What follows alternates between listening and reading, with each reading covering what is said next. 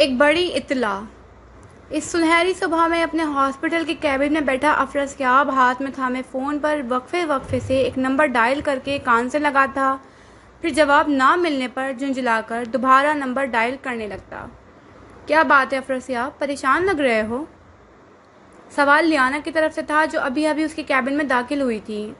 तकरीबन एक हफ्ते होने को आया है लियाना। अलीना ने अब तक मेरी कॉल पिक नहीं की। एक आखिरी बार ट्राई करके अब उसने कदरे मायूसी के आलम में फ़ोन की स्क्रीन बुझाकर फ़ोन पैंट की जेब में उड़स दिया। कोई लड़ाई वगैरह तो नहीं हुई थी? उसके मुकाबिल कुर्सी संभालते सवालिया आईब्रोज काए। नहीं, ऐसा तो कुछ नहीं हुआ। उसने 2 उंगलियों से पेशानी मस ली।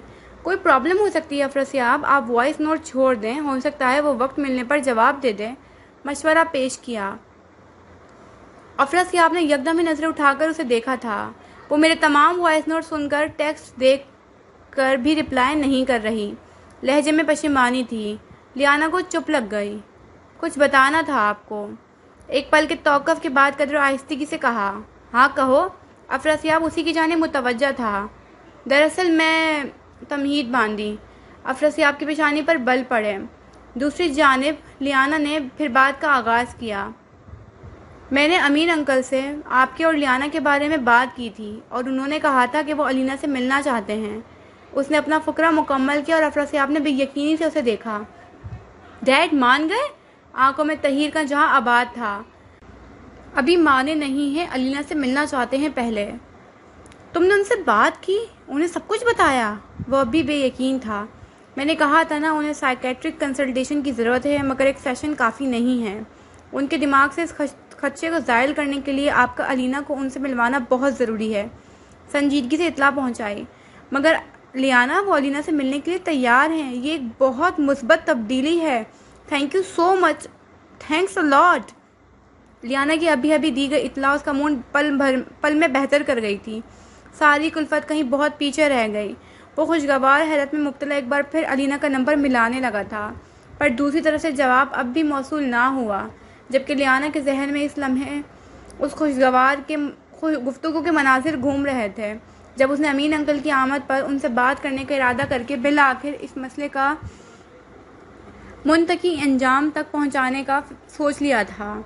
अब चंद पल के लिए इस मंजर को यहीं रोककर हम कुछ दिन पीछे जाएंगे, उस दिन में जब डिनर से फारिग होकर लियाना अमीन अंकल के साथ सिटिंग रूम में बैठी मामूल की बातों के दरमियान ही वो मौजूद ज़ेर बहस ला चुकी थी, जिससे उसने और अफरसियाब ने उन्हें अब तक बेखबर रखा था। सिटिंग रूम में गहरी खामोशी का राज था। अमीन अंकल सख्ते के आलम में लियाना को अभी अभी कही बात को हजम करने की कोशिश कर रहे थे। लियाना बेटा, आप कहना चाहती हैं आपकी और अफरसियाब की शादी सिर्फ एक झूठ है, जो अलीना को उसकी ज़िंदगी में शामिल करवाने के लिए आप दोनों ने मुझसे कहा था। बेयकीनी नज़रों से उसे तकते कहा। आई एम सॉरी अंकल, दरअसल। लियाना, क्या ऐसा ही है? उन्होंने बीच में ही बात उसकी काटी। जी ऐसा ही है। खुश्क लहजे को बमुश्किल तर करते कहा। अंकल अमीन से उसे ऐसे ही रद्द-ए-अमल की तवक्का थी। ठीक है, तो अब इस सिलसिले में मैं डायरेक्ट अफरसियाब ही से बात करूँगा। वो तेज़ी से कहते उठ खड़े हुए। अंकल प्लीज़, तहम्मुल से बैठकर मेरी बात सुनिए प्लीज़। वो भी अपनी जगह छोड़ती उनके मुकाबले आकर संजीदा लहजे में बोली।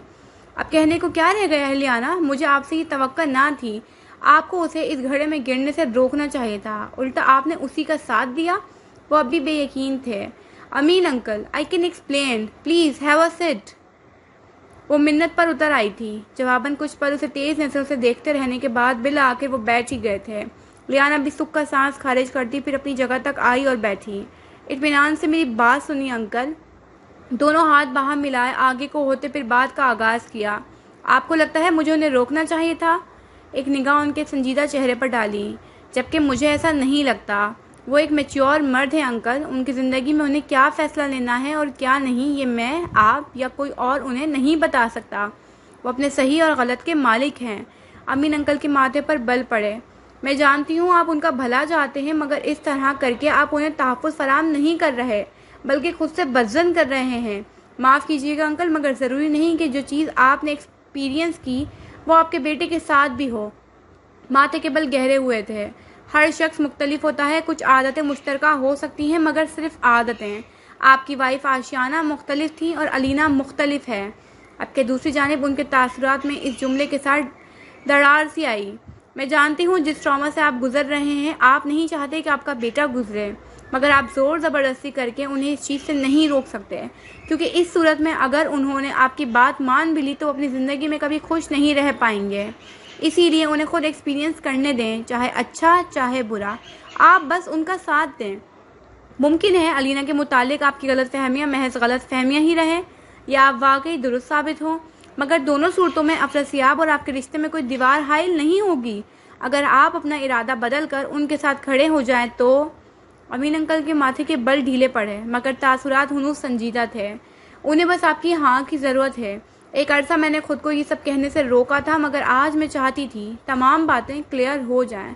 मुझे उम्मीद है आपको मेरी बात समझ आई होगी, मगर वो आपके बेटे हैं, सो आखिरी फैसला आप ही का होगा, क्योंकि चाहे आप अलीना के लिए माने या ना माने, मेरा और अफरा से आपका साथ कभी मुमकिन नहीं है।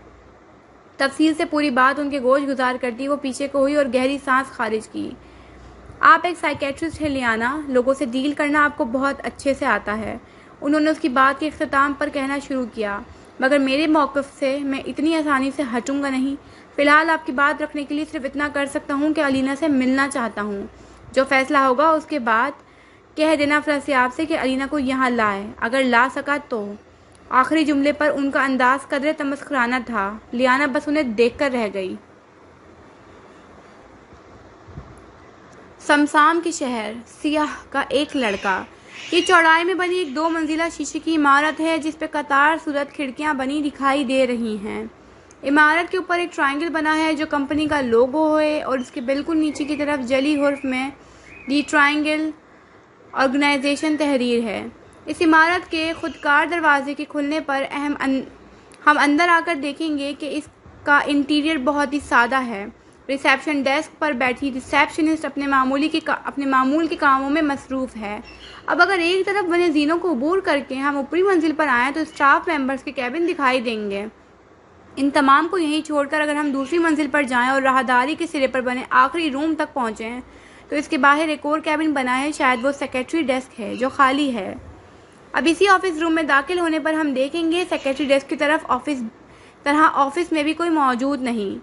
इस ऑफिस को यूं ही छोड़कर अगर इसी फ्लोर पर वाक़िया कॉन्फ्रेंस रूम की तरफ आएँ तो अंदर सरबराही कुर्सी पर एक सुनहरी आंखों वाला मर्द बैठा है, टांग पर टांग जमाए बगौर अपने इतराफ़ की कुर्सियों पर मौजूद अफराद की गुफ्तगू को बारी बारी सुनता हुआ। मिस्टर कैस्पर, जाजील अबरार काफ़ी टैलेंटेड हैं। हाल ही में उसने शहर सिया की CRC यूनिवर्सिटी से मैकेनिकल इंजीनियरिंग में ग्रेजुएट किया है और उसका आइडिया हमें काफ़ी पसंद आया है। इन तमाम अफराद में से एक ने कहा, क्या आप सब उसके IT पर इन्वेस्ट करने के लिए राज़ी हैं? पेशानी पर अनगिनत बल लिए पूछा।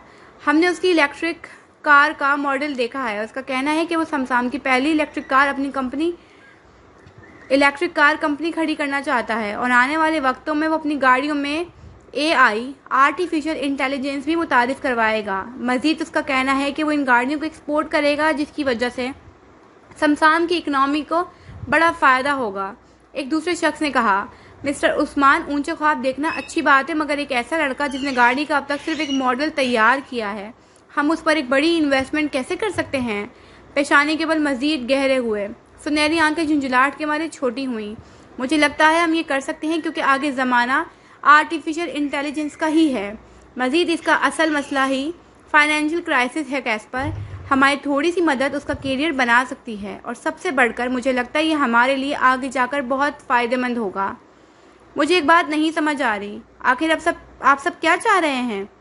अगर उसे फाइनेंशियल इश्यूज़ हैं तो उसे लोन लेना चाहिए, ना कि इन्वेस्टमेंट। और उसके काम पर इन्वेस्ट करने से मुझे नहीं लगता हमें कोई ख़ास फ़ायदा हासिल होगा, क्योंकि समसाम में इस नए आइडिया का परवान चढ़ना एक बहुत बड़ा रिस्क है। कोई भी नई टेक्नोलॉजी जल्दी एक्सेप्ट करना लोगों के लिए आसान नहीं होता। फिर हम किसी ऐसे आइडिया पर इन्वेस्ट नहीं कर सकते जो अब तक मार्केट में आया तक नहीं है और जिसके लिए चार्जिंग स्टेशंस तक मौजूद नहीं है। वो बेजार दिखाई देता था। फिर तो आपको एक बार उसका आइडिया ज़रूर देखना चाहिए मिस्टर कैस्पर, क्योंकि उसका कहना है उसकी बनाई गई गाड़ी चंद घंटे चार्ज पर 250 किलोमीटर की एवरेज देती है और जिसको हम मुल्क भर में 220 वोल्ट से कहीं भी चार्ज कर सकते हैं। एक और शख्स ने कहा। अब के दूसरी जानिब वो खामोश रहा, चेहरे पर तजब्जुब के आसार थे। मिस्टर कैस्पर, द ट्रायंगल के आधे इन्वेस्टर्स को उसका आइडिया पसंद आया है। आज से पहले हमने इतना मुनफरिद आइडिया पहले कभी नहीं देखा। कुछ ना कुछ तो बात है उसके आइडिया में। मुझे लगता है ये आगे चलकर हमारे लिए फ़ायदेमंद होगा, क्योंकि आप भी बेहतर जानते हैं कि हम इन्वेस्टर कभी भी किसी ऐसे आइडिया पर इन्वेस्ट करने का इरादा नहीं करते जहां हमें फ़ायदा ना दिखे। एक और बुलंद आवाज़ आई। सरबराही कुर्सी पर विराजमान कैस्पर ने उन तमाम को देखते हुए एक गहरी सांस खारिज की। ओके, पैर से पैर हटाकर आगे को होते एक निगाह उन तमाम पर डाली। मैं जाजील अबरार से मिलना चाहता हूँ। और कोट का बटन बंद करता अपनी जगह से उठ खड़ा हुआ। Aina arrange my meeting with Jazil Abrar और मंडे एट 10 AM शार्प। अपनी कुर्सी के पीछे खड़ी सेक्रेटरी को मुखातिब किया। Okay sir. मुकाबिल मौजूद लड़की ने उसकी तेज़ी से कहे गए जुमले पर इस बात में सर हिलाया और दूसरी जानिब वो मज़ीद कुछ भी कहे बिना आगे बढ़ गया। उसके निकलते ही वहाँ मौजूद तमाम अफराद ने खामोश नज़रों का तबादला किया, क्योंकि तब वो तमाम अच्छे से जानते थे कि इस मीटिंग का नतीजा क्या निकलना है। अयादत। हालिया दिन की ढलती शाम में अपने ऑफिस से निकल चुके कैस्पर की गाड़ी का रुख अब के दी होप अस्पताल की जानिब था। चेहरे पर मुतरद्दिद तासुरात थे। वो वहाँ कभी ना जाता अगर इल्हान ईरान के एक करीबी दोस्त की अयादत का मामला ना होता और वो सख्ती से उसे वहाँ जाने की ताकीद ना करता। अस्पताल में दाखिल हो चुके कैस्पर के हाथ में सफ़ेद फूलों का एक गुलदस्ता था। रिसेप्शनिस्ट से मतलूबा रूम का पता मालूम करते अब के वो अस्पताल की राहदारी में बना इतराफ में देखे तेज तेज कदम उठा रहा था। एक कमरे के बाहर आकर वो रुका और एक पल के तौक़ुफ़ के बाद अंदर दाखिल हुआ। कैस्पर के कदम अंदर की जानिब बढ़े और ऐन इसी पल दूसरी जानिब से कोई बाहर की तरफ आया। बाहर आने वाली शख्सियत का कैस्पर से बुरी तरह तसादुम हो जाता अगर वो बेक वक्त अपने कदम ना रोक लेता। कैस्पर ने निगाहें उठाकर सामने देखा और ढक से रह गया। जिससे सामना ना होने की उम्मीद वो इस पूरे सफ़र में करता रहा, वही इस वक्त उसके मुकाबिल मौजूद थी। आई एम सॉरी, मैंने देखा नहीं। तुम ठीक हो? लियाना ने पहल की। हाँ, मैं ठीक हूँ। तुम ठीक हो? मुरव्वतन पूछा। हाँ, यकलफ्ज़ी जवाब दिया। ज़ैयान अंकल से मिलने आए हो? नज़रें उसके हाथ में मौजूद गुलदस्ते पर टिकाए जवाब तलब किया। हाँ, काफ़ी बेहतर है उनके हालात अब। ऑपरेशन कामयाब रहा है, मुतमईन अंदाज में कहा। दरअसल वो हमारे पड़ोसी रह चुके हैं, तो काफ़ी अच्छी शनासाई है इनसे, इसीलिए मैं अयादत के लिए चली आई।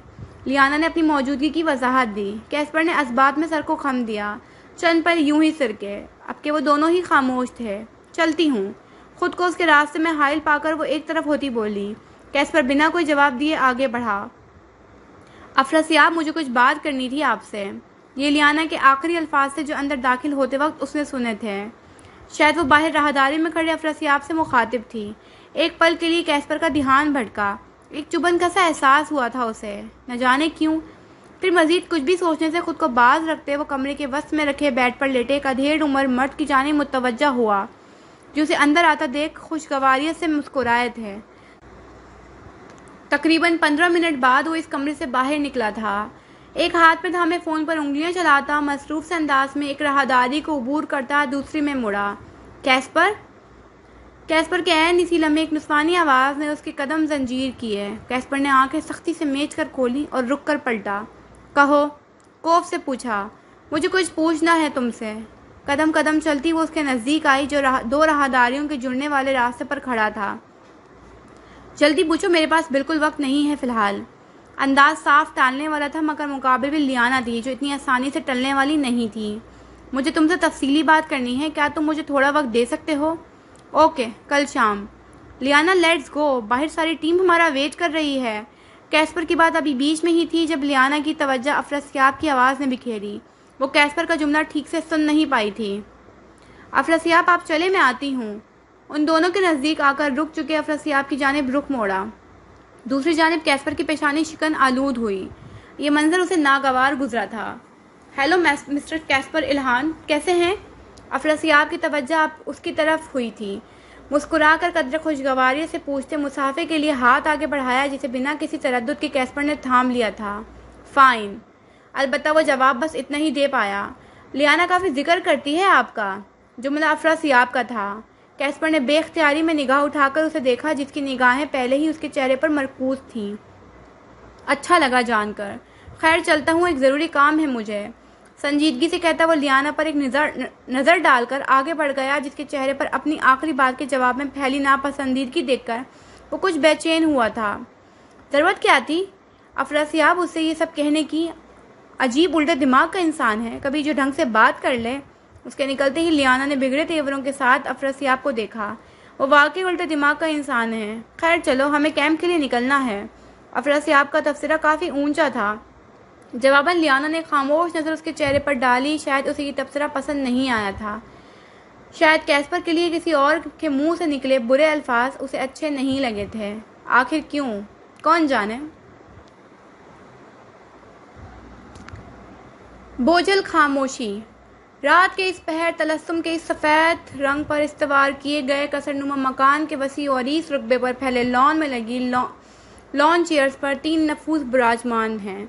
दरमियानी मेज़ पर एक चायदानी रखी है और साथ ही ट्रे में चाय के 2 खाली कप और चीनी दान रखा है।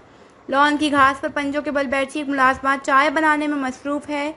दफातन उसने चाय का एक एक कप अस्मारा और इल्हान ईरान की जानिब बढ़ाया, जबकि तीसरी कुर्सी पर बैठे कैस्पर के हाथ में पहले ही एक कॉफ़ी का मग था।